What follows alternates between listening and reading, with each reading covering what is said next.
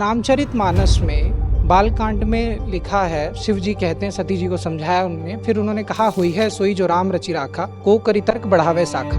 तो विचार में किसका कंट्रोल है? हम कह रहे हैं ये फ्री विल है, तो वो भी फ्री विल है कि वो भी कोई फ्री विल दे रहा है हमें? तो राम कौन है? ब्रह्म है। पग बिन चले सुने बिनु काना। इंसान तो नहीं होगा जो पग बिन चलेगा और कान के बिना सुनेगा। कौन है शिव? आपने कहा शिव जी हैं। आपके बोलने में ही पर्सोनिफिकेशन बैठा हुआ है। गीता के कृष्ण कौन है? तीनों फिर चरित्र नहीं रह जाते, तीनों बोध बन जाते हैं। तो विचार है मन में आ रहे हैं, उसमें संयम कैसे रखे? क्योंकि रखना ही नहीं है, मूल है, रखना ही नहीं है संयम। बोध ही संयम है। कुछ नहीं रोकना है, जानना है।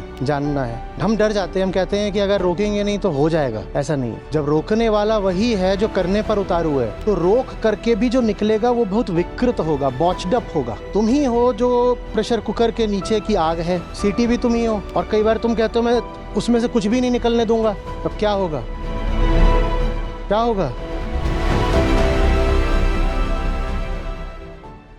रामचरितमानस में बालकांड में लिखा है, शिव जी कहते हैं सती जी को समझाया उन्होंने, फिर उन्होंने कहा हुई है सोई जो राम रचि राखा, को करी तर्क बढ़ावे साखा।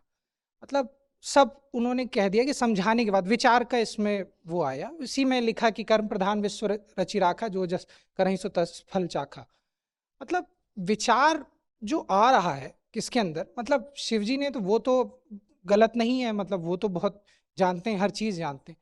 तो विचार में किसका कंट्रोल है? हम कह रहे हैं ये फ्री विल है, तो वो भी फ्री विल है कि वो भी कोई फ्री विल दे रहा है हमें? मतलब विचार का उत्तर आपको इसमें समझ में आ जाएगा कि जब आप भारतीय धर्म, अध्यात्म और फिर दर्शन के शिखर पर जाते हैं, तो वहाँ जितने भी आपके दैवीय चरित्र हैं वो सब बिल्कुल एक हो जाते हैं, कन्वर्ज कर जाते हैं, और सबके लिए मात्र एक शब्द बचता है, बोध।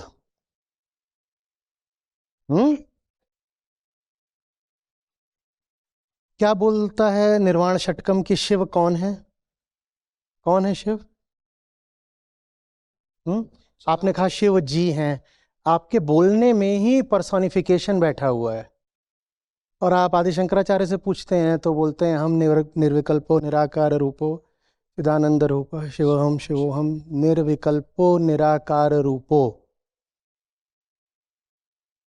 तो उच्चतम जगह पर जाकर के राम, शिव, कृष्ण, जितने दैवी और जो हमारे यहाँ पे जो उच्चतम चरित्र हैं वो यही तीन है, जिनमें से दो को हम विष्णु की परंपरा से लेते हैं, एक शैव की परंपरा से हैं, और फिर शिव की परंपरा से फिर शक्ति भी आ जाती हैं, और वहाँ से फिर जो गणपति वाला गणपत्य धर्म है वो। पर ये तीन केंद्रीय हमारे कहते हैं, राम, कृष्ण, शिव।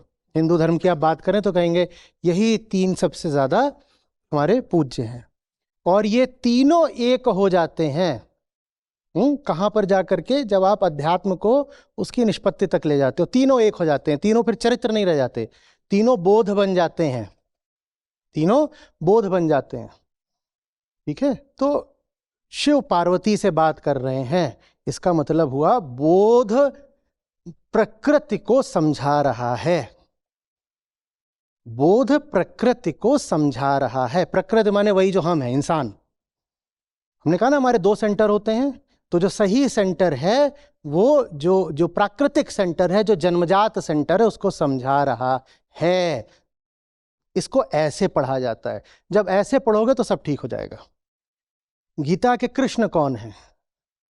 गीता के कृष्ण वो हैं जो शुरुआत करते हैं अर्जुन का सारथी होने से, अर्जुन का सखा होने से, और फिर गीता के दौरान ही बोल देते हैं कि मुझको जीव या देही या मनुष्य मत मान लेना, मैं वो नहीं हूं। शिव कौन है? अभी हमने बात करी है, चिदानंद रूप अहम निर्विकल्पो निराकार रूपो। शिव वो है। इसी तरह आप अभी संत तुलसीदास की बात कर रहे थे, तो क्या बोलते हैं वो राम के बारे में कि राम कौन है? और बार बार में हाँ, राम ब्रह्म परमार्थ रूपा। तो राम कौन है? ब्रह्म है। पग बिन चले सुने बिनु काना। इंसान तो नहीं होगा जो पग बिन चलेगा और कान के बिना सुनेगा। तो राम भी फिर कौन हो गए? वही निर्विकल्पो निराकार रूपो। जब ऐसे समझ में आता है कि राम, कृष्ण, शिव ये तीनों सिर्फ बोध के प्रतीक हैं, तब फिर इस तरह के सवाल सब सुलझ जाते हैं। आचार्य जी, मेरा फॉलो हम्म। कि जो विचार हैं मन में आ रहे हैं, उसमें संयम कैसे रखे, क्योंकि रखना ही नहीं है, मूल है, रखना ही नहीं है संयम। संयम एक लोक धार्मिक मूल्य है, संयम रखो। संयम में फिर वही नियंत्रण की बात आ जाती है ना। संयम का असली अर्थ ये नहीं होता, बोध ही संयम है। मतलब रियलाइज हो जाए। तुम्हें रोकना नहीं है, कुछ नहीं रोकना है, जानना है, जानना है। हम डर जाते हैं, हम कहते हैं कि अगर रोकेंगे नहीं तो हो जाएगा। ऐसा नहीं है। जब रोकने वाला वही है जो करने पर उतारू है, तो रोक करके भी जो निकलेगा वो बहुत विकृत होगा, बॉच्ड अप होगा। तुम ही हो जो प्रेशर कुकर के नीचे की आग है, और तुम ही हो जिसने कुकर को बिल्कुल ऐसे इंसुलेट कर रखा है और सीटी भी लगा रखी है। आग भी तुम ही हो, सीटी भी तुम ही हो। और कई बार तुम कहते हो मैं उसमें से कुछ भी नहीं निकलने दूंगा, मैं उसमें से थोड़ा भी अगर बाहर निकलने दे रहा हूं, कुछ भी अगर उसमें से लीक कर गया, स्राव कर गया, तो इससे तो मेरे संयम का नाश हो जाता है। सीटी भी तुमने बंद कर दी, तब क्या होगा? क्या होगा? फटोगे। तो ज्यादातर यही होता है, लोग धर्म में फटते हैं, उसको बोलते हैं पाखंड। क्योंकि सबके सामने फटोगे तो फिर बेइज्जती होती है, तो फटा जाता है एकांत में, अंधेरे में, बंद कमरों में फटा जाता है। तो वो नहीं होने देना है। पाखंडी थोड़ी बनना है कि ऊपर ऊपर कुछ बोल रहे हैं, अंदर अंदर कुछ चल रहा है। संयम अपने आप हो जाता है। आप जिसको जान जाते हो चीज को, उसके बाद सही रास्ता अपने आप खुल जाता है। ठीक है? Thank you. So, as we know, in the realm of philosophy, many of the greatest intellectuals have viewed this worldly plane as an illusion or a fleeting shadow of a deeper reality. So, if every soul is destined to transcend this material existence by overcoming the natural tendencies. Every soul is destined to transcend this material plane. Where is this coming from? But ChatGPT. Sir, but Advait बोलता है कि हम लोग तत्वमसी, means हम लोग पहले ही से वो उस परफेक्शन पे रीच कर चुके हैं। हम नहीं कर चुके हैं, कोई टाइम में प्रोसेस थोड़ी कि हिस्टोरिकली रीच कर चुके हैं। तत्वमसी का मतलब यही है, प्रज्ञानम ब्रह्म, that which is the purest, that which is free of all conditioning. That's what you really are, and that's why tat, nothing else, because that's so pure that you cannot even accord a name to it. You cannot even accord a name to it. You can only point to it and say that. That's Tattvamasi Shvetaketu. That's what you are. And if I even give a name, then that is corrupted. That does not mean that you are historically the pure Atman or something. No. It's a massive... sir, तो मेरा ये सवाल था कि अगर हम लोग सारे नेचुरल टेंडेंसीज को हम लोग ट्रांसेंड ही करना चाहते हैं, जैसे ग्रीड, जेलसी। ट्रांसेंड माने क्या? डिफाइन करो पहले। मींस हम लोग उसको रेसिस्ट करना चाहते हैं। नहीं, अभी बोला था ना, कंट्रोल जैसे शब्दों का वेदांत में कोई स्थान नहीं है, तो रेजिस्ट कहां से आ गया? कंट्रोल और रेजिस्ट तो एक ही डायमेंशन के वर्ड है ना। हमें नहीं रेजिस्ट करना है कुछ भी। बोधो हम, मेरा स्वभाव जानना है, नियंत्रण करना नहीं। मुझे किसी के पीछे लठ लेके नहीं दौड़ना है कि लस्ट कहां से आ गई। मैं तो ब्रह्मचारी हूं, मुझे वीर रक्षा करनी है। ये सब लोक धर्म में चलता है, रेजिस्ट करना, रोकना। वेदांत में ये सब नहीं होता कि ये वेदांत कहता है मैं जान गया, जो ठीक नहीं होगा अपने आप रुक जाएगा। मैं जान गया, मेरे जानने से जो उचित होगा वो स्वयमेव होगा। मेरा काम नहीं है एनफोर्स करना, मेरा काम है जानना। और जानने के फलस्वरूप फिर जो कर्म होता है, मुझे उसको बाधित नहीं करना है, मुझे अकर्ता रहना है। कर्म किससे होगा? बोध से होगा। मैं कुछ अच्छा कर तो नहीं सकता, पर मैं इतना होनहार हूं कि कुछ अच्छा हो रहा हो उसको रोक जरूर सकता हूं। मेरी न्यूसेंस वैल्यू तगड़ी है। वेदांत कहता है तुम हट जाओ, अपने रास्ते से हटो। You are the difference between you and yourself. You are your own worst enemy. तुम अपने रास्ते से हटो। वेदांत नहीं कहता अपने लिए कुछ अच्छा करो, वेदांत नहीं कहता कि तुम महान बन के दिखाओ, वेदांत कहता है अपनी क्षुद्रताओं को देखो, तुम लीचड़ हो, और अगर तुम अपना लीचड़पना हटा दो तो महान तो तुम हो ही, तत्त्वमसि। तुम्हें महान बनना नहीं है, बिकमिंग की बात नहीं है, वहां नहीं जाना है। जिसको लोक धर्म कहता है कि आकाश में बैठा है, वेदांत कहता है वो तुम्हारे हृदय में स्थापित है, तुम्हें कहीं नहीं जाना है। हाँ, तुमने उसके चारों ओर बहुत कचरा भर रखा है और उस कचरे से तुम आइडेंटिफाइड हो गए हो। तुम्हारा जो नकली मैं है वो उस कचरे से तादात्म्य कर चुका है। तुम्हारा काम है वो कचरा हटाना, और हटाना भी ऐसे नहीं कि ऐसे हटाना, ऐसे हटाना, देख के हटाना। तुम्हारी दृष्टि ही अग्नि है जो तुम्हारे सब मान्यताओं को, भ्रमों को भस्मीभूत कर देती है। देखने मात्र से मुक्ति हो जाती है अगर तुम्हारे देखने में सच्चाई है। तो इसलिए वेदांत एक बड़ी कड़ी शर्त मांगता है ना, सच्चाई, ऑनेस्टी, सत्यनिष्ठा, वो होती नहीं है। तो इसीलिए हमने कहा कि कभी भी वेदांत एक बहुत छोटे निश से आगे नहीं बढ़ पाया, और शायद अब बढ़ जाए। आपके ऊपर है, आप बढ़ाओ तो। भाई मेरा वेदांत से आशय ये नहीं है कि कोई पुरानी चीज है हमें जिसको आज कल्ट या क्रीड की तरह बढ़ाना है। वेदांत शब्द ही हटा दो। मैंने जहां जहां कहा था वेदांत, उसको कंट्रोल F कर दो और फिर वहां पे सब्स्टिट्यूट कर दो सेल्फ इंक्वायरी। सेल्फ इंक्वायरी वो ज्यादा नॉन पार्टीशन लगेगा, क्योंकि हुआ क्या है ना कि बहुत सारी गड़बड़ चीजें हैं जिनके साथ वेदों का संबंध जुड़ गया है, और वेदांत में भी वेद शब्द आता है, तो उसकी वजह से ट्रिगर हो जाते हैं लोग, और मैं उससे समझता हूँ, I kind of empathise with that. तो वेदांत शब्द भी आवश्यक नहीं है। What's important is knowing one self. अब उसमें तो किसी को कोई आपत्ति नहीं होनी चाहिए ना, खुद को जानने में क्या समस्या है, या है उसमें भी है। सर तो नेचर ने हम लोग को ऐसा डिजाइन ही क्यों किया? ये है ना बात, ये देखो, ये असली प्रॉब्लम है कि हम पैदा ऐसे हुए क्यों। आमीन सर।